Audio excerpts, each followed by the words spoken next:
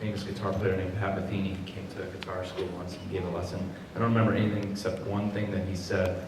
Now I don't remember anything. There's just one thing that really stuck with me. And he was talking about songwriting, and he said the thing about songwriting is that you have to be at the bus stop to catch the bus.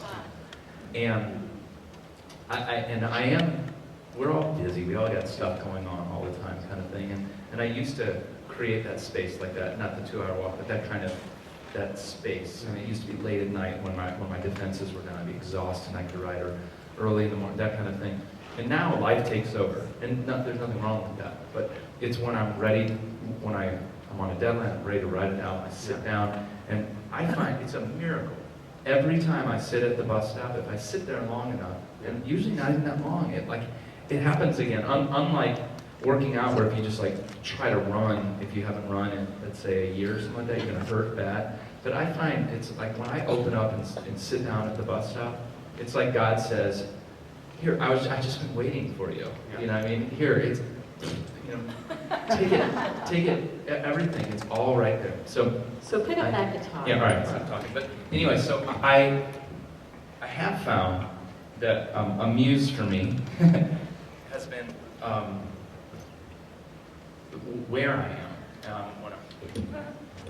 am when I'm writing, an experience I've had at a certain place over the last couple of years where I make that time and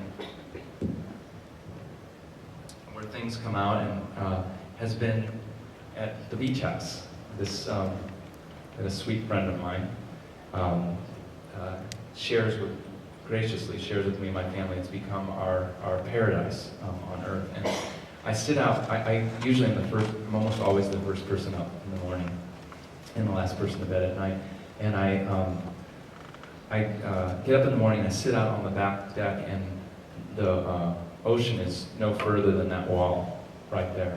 And I sit and I just wait, and it's just a matter of time until it happens. And so this is a song that I wrote, not the last time I was there, but the time before when I was there. And I called Billy afterwards. You ever see, sorry I'm talking loud here, but you ever see the songwriter showcases where they will ask songwriters what song someone else's do you wish you had written? Yeah. And that would be Billy's entire repertoire for me. Seriously, I'm not blowing smoke. I'm such a fan.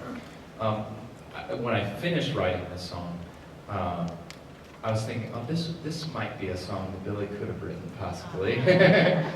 Not to brag. But anyway, but I called, this was the coolest part, is I called Billy, and who I hadn't really talked to in years, minus a conversation. But I called Billy because I was recording the album, and I asked him if he would record on it with me. This is like not having talked to him for 10 years kind of thing. And he was so sweet, and not only recorded, but just it made it my favorite song on the whole album. And so I want to share it with you. And I typed out the lyrics so we could remember, because I've never played this song live before. And we've only sung this a couple of times yesterday. And I got to say, I was so impressed when you told me that, because it takes a lot to wear the edges off of a song. As many of you as songwriters know, you create it in your bedroom, and then you bring it out, and we're like, whoa, verse 2 just doesn't connect at all. And this comes in whole. It's cool. So very impressive, Mr. Recht. So this, as I was looking at, this is a song about, it's called Something, and it's just acknowledging that something that you can't describe. You just say, there's just something. You're hearing the words here. And I had 3 goals when I was telling Billy this yesterday when I was writing the song. One is I was trying to write the song with just 2 chords, and I did not do that. I came close. And 2 is I was watching the waves come in, and I wanted the song to sound and feel like waves, just sort of breathing in and out, breathing in and out. And you might feel a little bit of that in the chorus. And 3 was just to say the words that are in the song.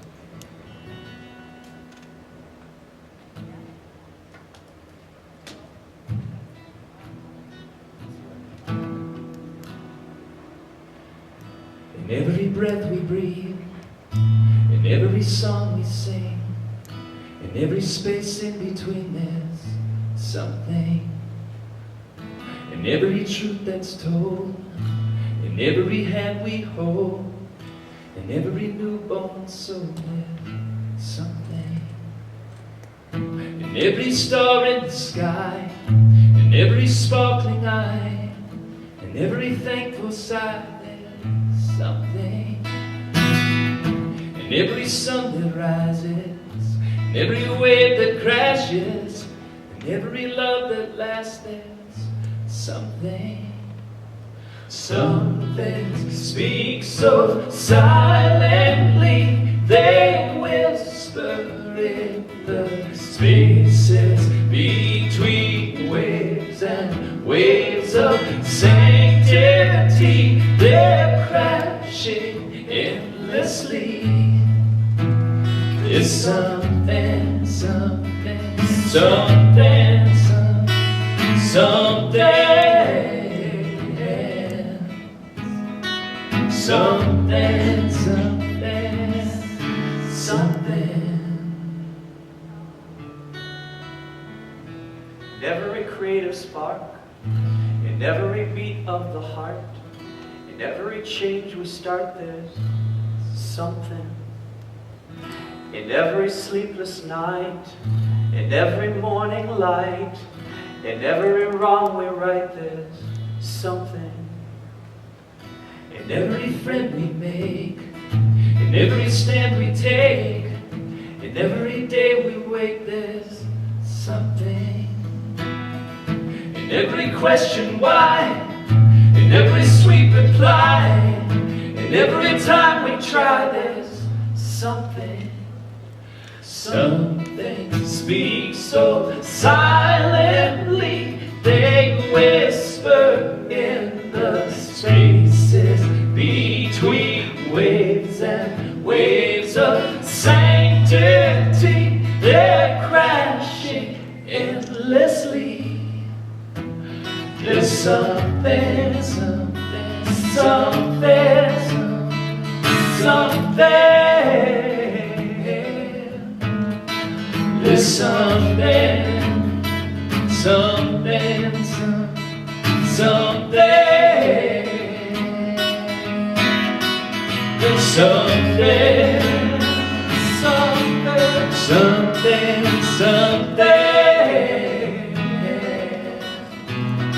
something, something, something. In every breath we breathe, in every word we mean, in everyone I believe there's something.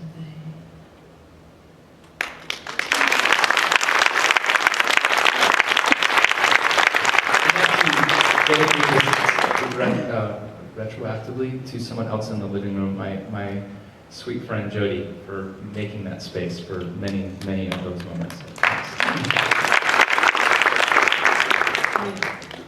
So Billy, maybe you'd be willing to play one for us. Yeah. I don't know if you want to do the one we talked about, but... Yeah,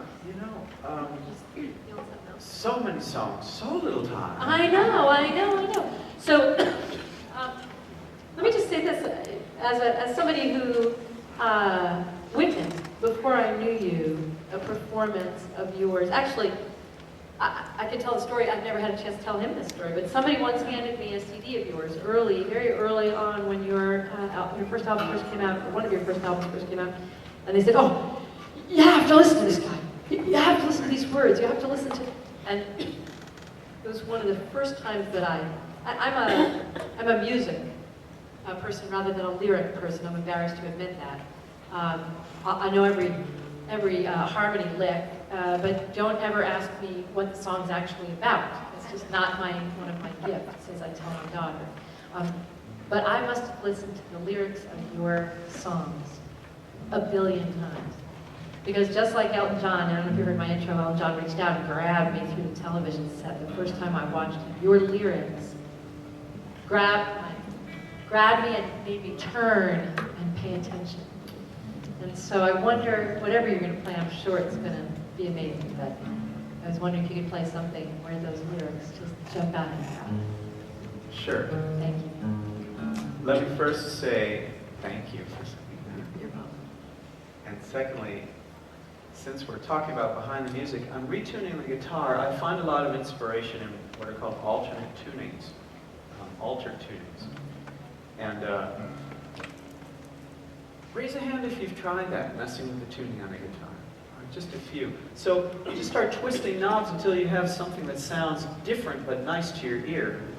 And then you have to create totally new shapes with your hand for how you're going to create chords, because the old shapes don't work anymore, the standard shapes. Excuse me, while you're doing that, I'm going to ask the people I asked to put out the index cards. While Billy's tuning, folks are going to come through the audience with index cards.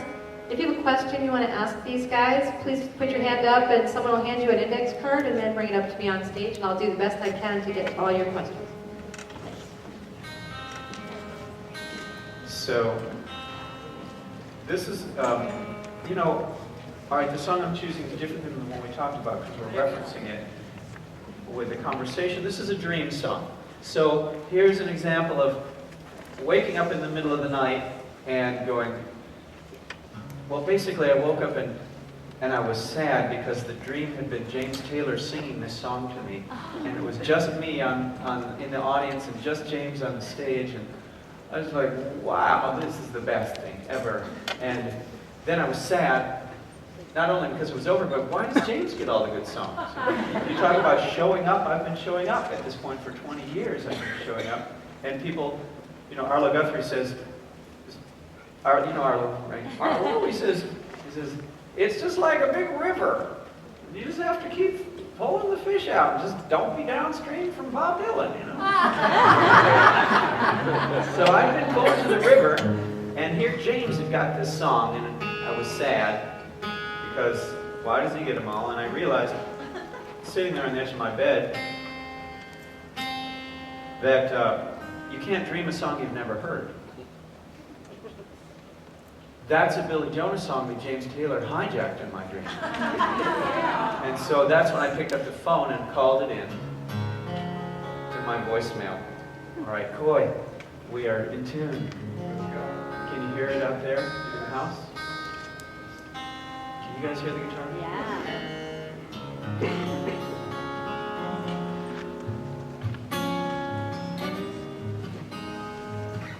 And this is the song that came in the dream. Before we do it, there's a dance. A body prayer, if you will. How many went to Liz Lehrman's thing this morning?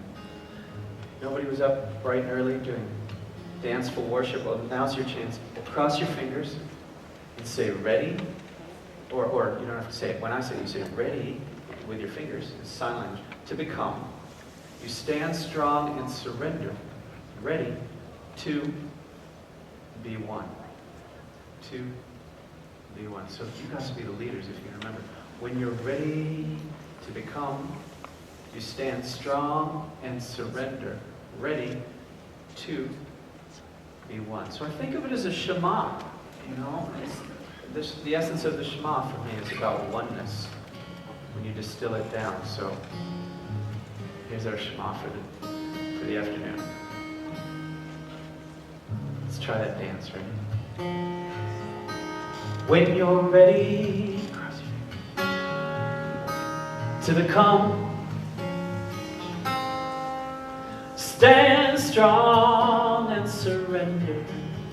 When you're ready to be one, if you want to be one with the water, dance with the river, sing with the sea. If you want to be one with the air, rage with the thunder and whisper to me when you're ready to become. Stand strong and surrender, ready to be one. If you want to be one with the earth, melt with the mountains, shift with the sand. If you want to be one with the fire, burn your bridges and reach for my hand when you're ready to the calm. Stand strong and surrender when you're ready to be one.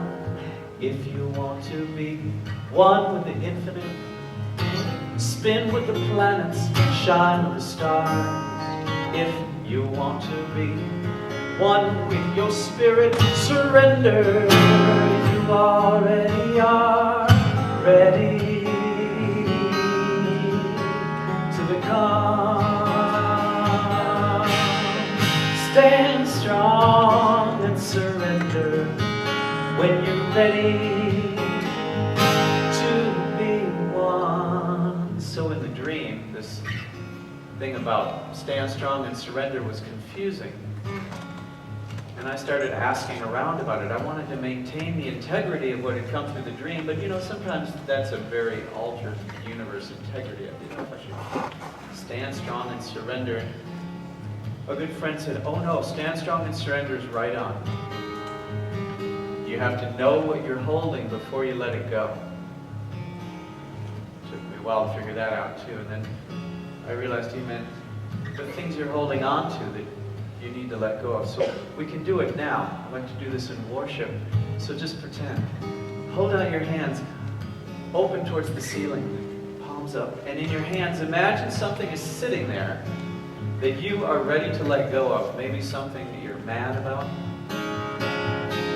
something you're sad about, something you're afraid of, a change in life that's imminent. And you close your fingers around it and you feel it, and it doesn't feel so good, but you know what you're holding now. You've been avoiding it. And then you open your hands and you let it go. You stood strong and you surrendered. And that's the first step towards embracing the change. If you're not sure what you're holding on to, you can pretend it was your fear of doing the hand motions to this song and singing at the same time. So let's try it. Cross your fingers last time. When you're ready to become, stand strong. Stand strong and surrender when you're ready to be one more time ready. Let me hear you sing. To become,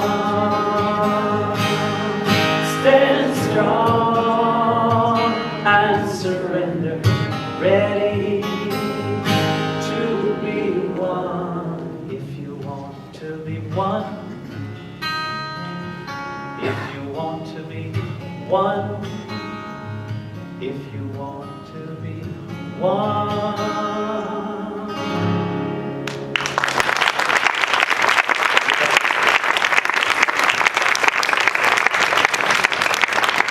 Thank you so much. Yeah. So here's a question, thinking of transition, things we let go of and things we let in. So these are things that we often don't see in our performers. We often don't know what's going on behind the scenes. So Rick, you're a daddy. You have 2 little boys. Not even so little anymore, getting bigger every second. And you do sing about them. You've written just a beautiful lullaby, Toby's lullaby, and whatever. And Billy, I understand you've recently become married.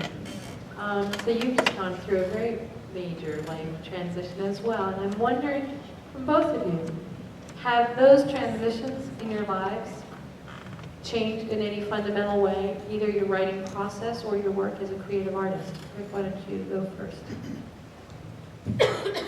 Yes. Yes. I mean, everything changed when I had children. I mean, certainly meeting my wife Elisa brought me actually into the Jewish world. I didn't play Jewish music before her, and she through a bizarre set of circumstances lassoed me and had me become a Jewish songwriter at the camp that she was directing. And so she started my entire life that I know of today. But when I had children, everything changed. Like that sort of, Lisa moved the universe, and my children flipped it upside down in the most beautiful, directed kind of way. And I mean every way. Give us a couple of examples. So, well, every single song I write now sounds like I wrote to my children. That's one.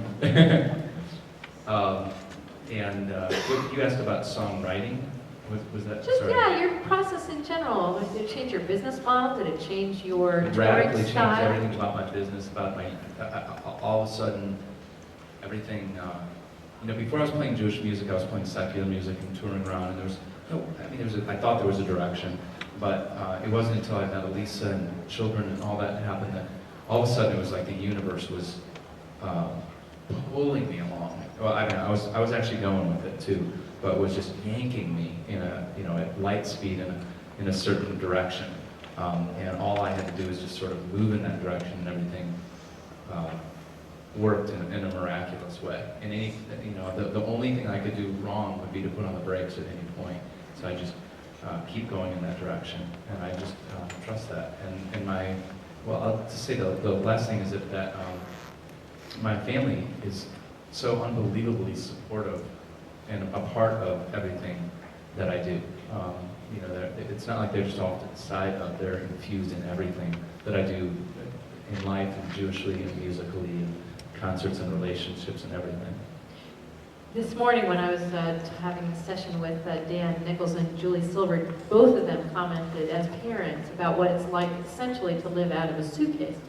Both of them felt totally committed at home, both of them felt totally tied into their kids, but they acknowledged that they lived out of a suitcase. And I'm just curious, do you feel like you live out of a suitcase? I don't think about, I haven't thought about that in those terms. I feel like I often have a suitcase with me. Home is my home. That's where I'm, so even though I'm on the road every week, that's still away from home. So I'm never confused about where I am on that level. My heart is always home. I love, love, love what I do on the road. I hate being away from my family. It's probably the only time I would even use that term. I really dislike being away from my family. It hurts, like bad. But when I get home, I soak up as much as I can, and I know that this is what I was chosen to do. This is what I was blessed to do. So this is what I do, and I'm lucky, and I try to find the best balance, and thank God that everything works on all levels. And I'm going to get to Billy in a second to answer the same question, but before I do, I wanted to say, since this is behind the Jewish music, that I had an opportunity once or twice I think, to visit Rick in St. Louis. And he has created really an empire. We sort of can feel it out in the world. You don't have the kind of impact that someone like Rick has without sort of setting up that empire. And here's my favorite story. I'm going to give away something slightly intimate. I hope you don't mind. So I went to visit Rick. He lives in a beautiful home on a suburban street in St. Louis. And I get greeted at the door by his delicious and yummy and amazing wife. And I walk into a normal household. And I said, well, this is awesome. Where's the office? I know Rick works at home. And she says, oh, no, we'll get there in a minute. And I have some tea in the kitchen and stuff. And then I expect to be taken to, anybody's home office who, you open a door and you're like in the guest room or a closet or something. No. She punches a code into a door. Right there, I was like, wow, you have a code? There's actually a rock that moves to the side. Yeah, I felt like it was a little bit like Get Smart. I was waiting for the music, the background music to start. Door opens, walk downstairs, and then I walk into another door, and I was in this warren, below ground. I thought maybe I was in the Pentagon. It was there's people working, and there's rooms, and buzzing, and fax machines going off, and everywhere I look, it was unbelievable. And he's walking around, I'm going to do a visit. He says, okay, so right over here, this is where we ship out all of the paraphernalia. This is where everything gets boxed up. Hey, Julie, how you doing? Okay. And then he walks down here and goes, okay, this is really the head guy. He talks to everybody out in the field. And there's some guy at a computer working hard with a thing, running United Airlines, Yep. And it was incredible. It was incredible. And upstairs, you had no idea that downstairs existed.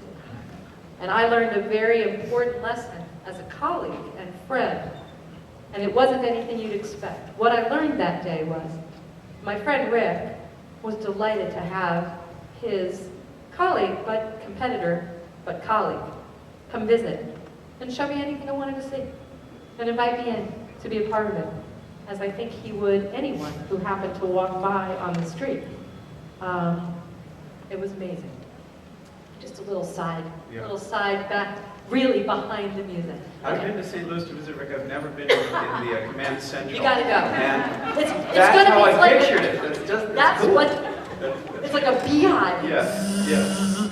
It's amazing, amazing, amazing. And you can't see anything from above ground. The kids are playing in the backyard. It's just a normal house. I felt like someone should I gotta build this. do a movie. This is awesome. Someone should do a movie about it. Anyway, all right, enough about Rick.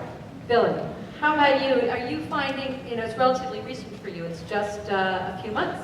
No, a year and 4 months. Okay, Mazel big Tov to Billy on his way. And I don't know, how long you were with this person beforehand, but I'm curious if that change, that transition, did it have any impact on your creative life? Yeah, definitely. There's so many ways, but the two that I would describe. Did anybody see one of those ridiculous movies with Hugh Grant called Words and Music? Yeah. You saw that? I mean, it was slightly ridiculous, but it sort of rose up above some of the others. It was fun. And it's about a couple that gets together. Of course, it's got a romantic thing, but they have to write these songs under pressure. And there was a beautiful line that sort of made it through the barricades of the editors. It made it through, and he says, the woman, who was the woman? Drew Barrymore. Drew Barrymore. She says, we can't just make this song, we have to be inspired. He says, inspiration is for amateurs. It's like, bang out. Like, I live on inspiration, and yes, inspiration is for amateurs if you depend on it for creative output. Because you get this tool bag, and you keep using the tools, and you keep working out every day, every morning, and then sometimes inspiration hits, and those are really cool songs, but you can't just wait for that, otherwise your muscles atrophy. Being married has sort of driven that home because I'm prioritizing a lot of time to just be together, and it's fun, but it's also necessary. Because when I don't, things fall apart. And so it's showing up, knowing that for my creative process, that I just need to show up and do the work and not worry about inspiration necessarily. Like big inspiration, there's the inspiration of day-to-day, like this is what I do, it's a gift, let's do it. It's not like every day has a big song. And that has paid dividends. And the reason I'm going on and on about it, I know many of you are creative souls, and just like me, go to lectures like this and you take things and put them in your tool bag, and that's it. It's just the showing up. And I knew this before I was married, but it just sort of made it, as Captain Kirk, who was it? Make it so. Make it so. And then the other thing is the whole process of getting married is like, I grew up, not sure how I'm going to say this without being too revealing here, but we grow up with these images and ideas about what marriage and love is, and then we get married and it doesn't always match the pictures, or sometimes it does and then sometimes it doesn't, but you're still married. Wait a second, why is it? And so it's changed my conception of how I want to talk about and broadcast love. It's really expanded the word for me and the feeling for me. And it's not all gooey, necessarily. It's everything. It's kind of like God. Maybe it is God. It's everything. And so that leads me to ask, do you think you could play God is In for us? Or maybe something else, but can we encourage you to go over to those drums and play something for us? Sure. Are you clapping for another song or for the God is In? No, I think you're clapping just to hear you play those drums. Because God is In would be another guitar. Oh no, play something on the drums. We'll do. Yeah. All right. Please. Ladies and gentlemen, Billy Jonas. All right, well, let me see how quickly we can do this. Coy, you've got sound coming through at all? All right. Can we applaud Coy working all day long? I was given a time check. Am I wrong? Does this not session go until 5 o'clock? Yes. Okay, great. Sure. All right, so let me accessorize here. These bells are from far away, Pakistan. And they, let's see, I've got some more bells from nearby. Toys R Us. And then, this is what became of the Pots and Pans initiative. These are magic music moccasins. sticks and pounds of cans filled with ball bearings. And I do a lot of exploring for instruments that I can play, and they don't all make it into the arsenal here. But this is what travels well. This stuff all packs up and goes in the barrel. And then TSA scratches their head. Okay. Is that all in your carry-on? Yeah. Okay, fine. Each one full of It's liquid. checked baggage. So, what song shall we do? Let's do this for Corey. Ready, Corey?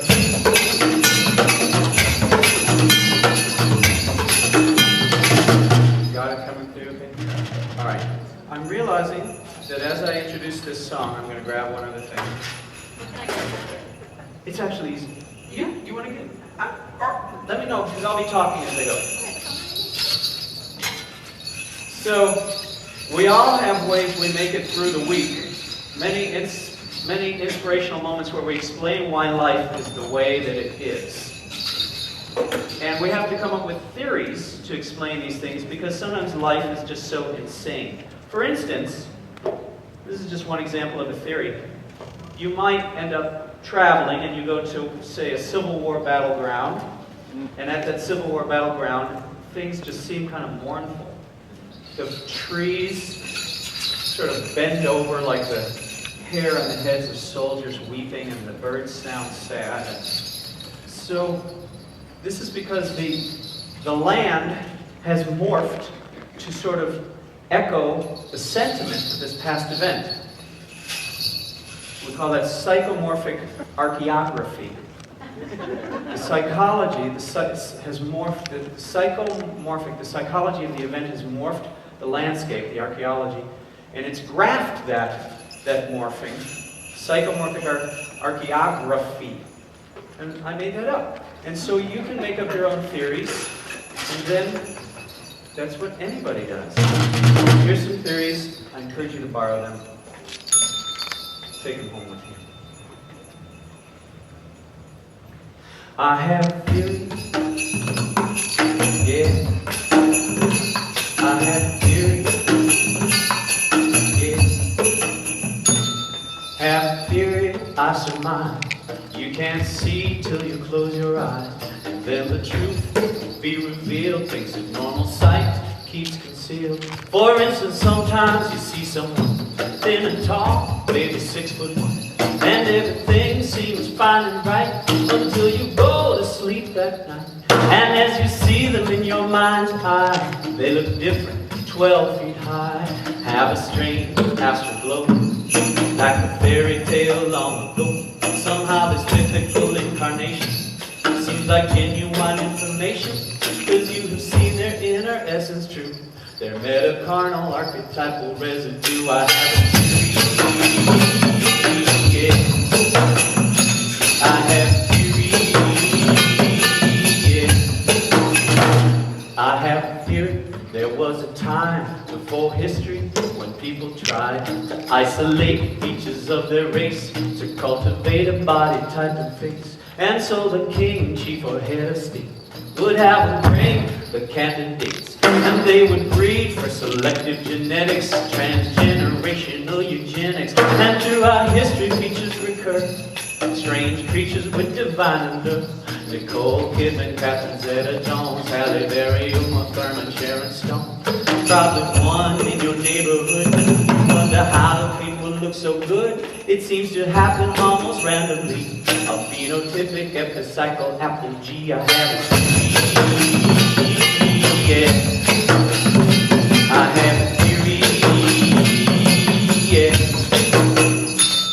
One more theory, wherever you go, you will always find the same people, variations on the entities. We live in holographic tribal matrices. This is why my first girlfriend was a brunette who was pre-med, and then this blonde, she was cool. She lived in medical school in Chicago. And number 3 was strong-willed. She left for medical school in Chapel Hill. Number 4, I met had a dance. She was a physician's assistant. I don't know why it went this way. It's kind of weird, I know, what can I say? Except wherever you go, there you will be with your extended karmic family. I have dreams, yeah. I have dreams, yeah. Get your theory, yeah. Theory, yeah.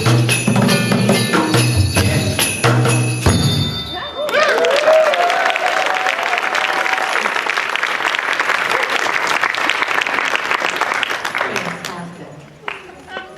Billy, you once taught my daughter one way to applaud. Not a round of applause, but something else. Do you think you could take a minute and show this audience the Billy Jonas patented applause method? Sure. Thanks. You start with a round of applause, Jonas.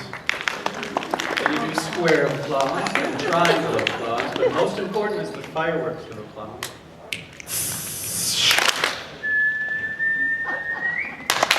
Ooh. Ah. Oh. Pretty color. So let's try it again. Light the fuse, fireworks of applause.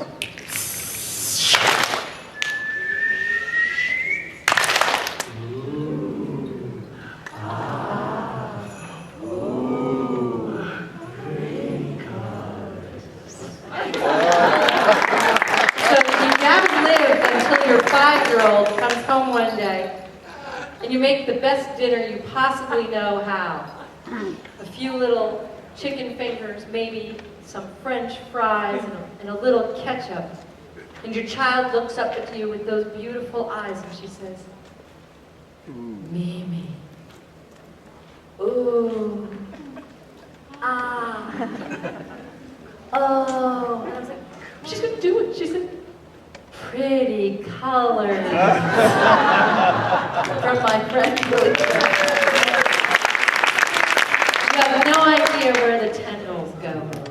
Or Rick, for that matter. We have just a couple of minutes left.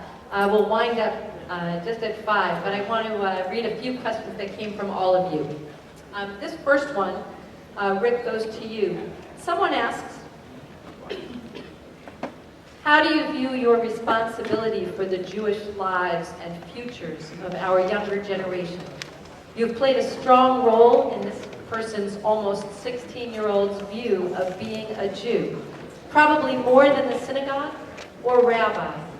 What does that mean to you, and how does it impact your writing and performance? A lot.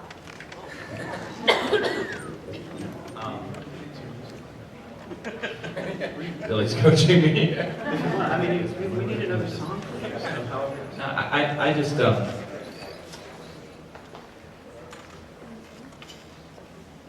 I just feel lucky to do what I do, and you know, Okay, I'm going to I push a barely, little harder. I barely know how to react to that kind of thing. I feel like the power of music and connection and energy and people is amazing. Like when I write a song, I'm just writing a song for what's going on with me. I'm not, obviously I want to be responsible if I'm writing, I'll pronounce it correctly, that kind of thing. But I think, music takes its own, it's like, it's sticky. It's gooey. Oh, wait, hold on. I'm going to interrupt. I'm going to do something that a host should never do. I'm going to interrupt because I want to push the list a little further. You left a career in rock and roll and made a decision somewhere along the way, in part fueled by love of your beautiful wife, but granted. But you made a decision to choose a life that took you to Jewish music, which is really a spiritual path, perhaps slightly different from a rock and roll future. And the groups that you spend time with very heavily are young people.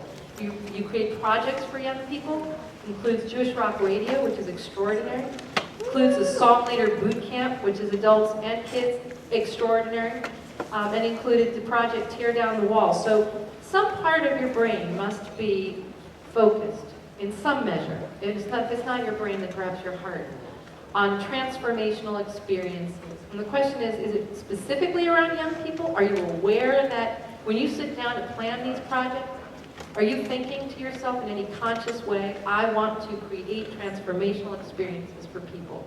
And if so, this 16-year-old wants to know how that impacts you. I feel that youth, teenagers in particular, are the litmus test for what works in life, and particularly in Jewish life, and they really tell the truth very loudly with their feet. And so I've always, right from the very beginning, looked to youth in the Jewish world as the answer. So I go right for that, because I know if it's working for them, it will work for everybody else. And yeah, I mean, I do feel I have a vision, and I do feel a sense of responsibility, and I do want to, make changes. But I sort of take things as they come, as I feel a passion for them, and I feel, as I know a lot of people here feel, that you're meant to do what I'm doing. I just feel that Fair way. enough. Sorry, it's No, it's not a sorry. It's perfect. I can't. It's perfect. The answer is Here's the that- real answer: is that I feel compelled. I work very, very hard to make transformational change, but I don't feel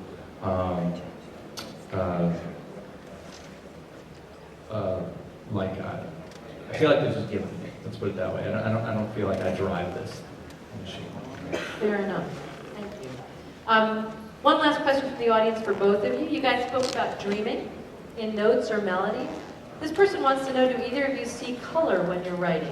For example, this person sees saxophones being blue as opposed to yellow of the string instruments. The person wants to know, do either of you see colors? And we can keep the answer short, but does it? Do you see Well, colors? there's a name for that, synesthesia. I don't have... Wait, is that a real theory or a Billy theory? No, it's a real thing.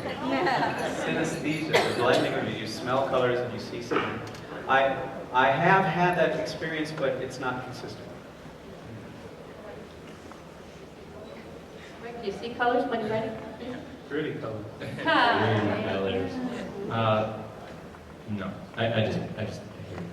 Fair enough. Do you have one last song, Rick, that you can share with us before we close out our session? Thanks.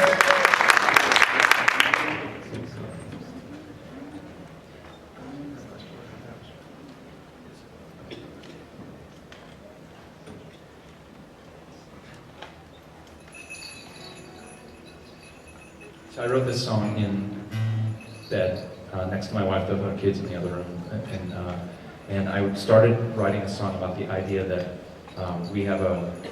it was about the relationship between God and human beings, and this notion that not only does God affect our lives, but that we affect God also. And as I was processing it, I was thinking about what my view or my experience of godliness is.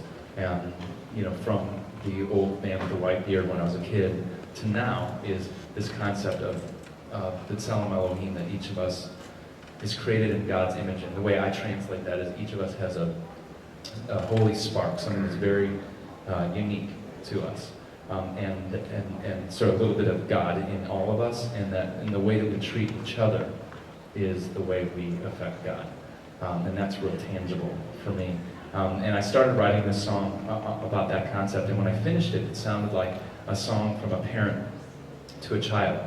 And I was surprised, not because of that, because all my songs sound like that now, but because of that really cool analogy, because when I was growing up, I always thought that my parents just affected me. And I had no idea how much I was affecting my parents, and now as a parent, I realized that I'm actually more affected by my children than I was by my parents. So that's what this song is about.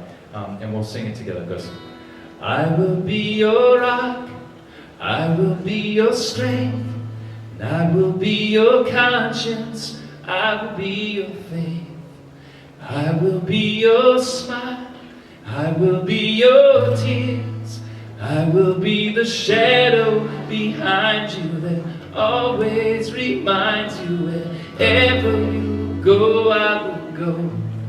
I will always be there. I know you're like, there's no way we can remember those lyrics. All right. I will be your rock. Here we go. Ready? I will be your rock, your strength. I will be your strength, conscience. I will be your conscience, babe. I will be your faith, your smiling tears. I will be your smile. I will be your shadow behind you. I will be the shadow behind you that always reminds you wherever go, I will always be there.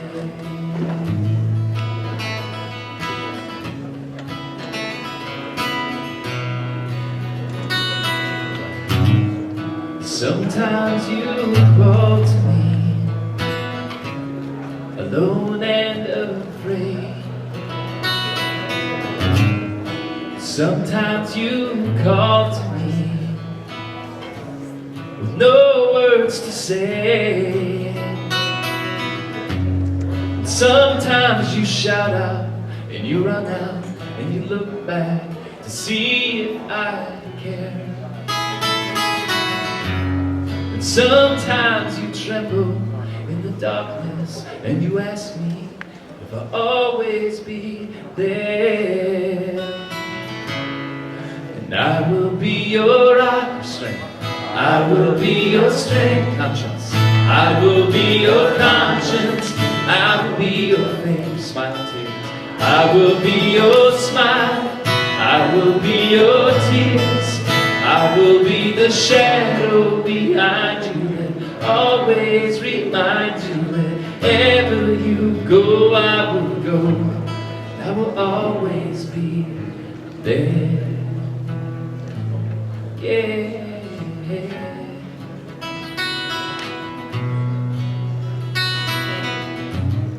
Sometimes you rise to heights far beyond my dreams. You'll never realize how you inspire me.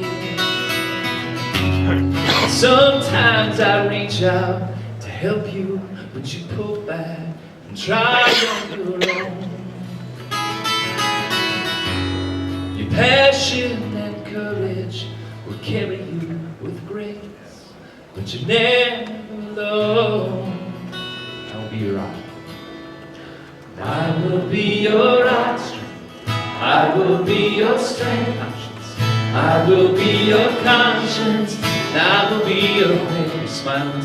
I will be your smile. I will be your tears. I will be the shadow behind you that always reminds you wherever you go, I will go. Wherever you go, I will go. Wherever you go, I will go. I will always be there. Yeah.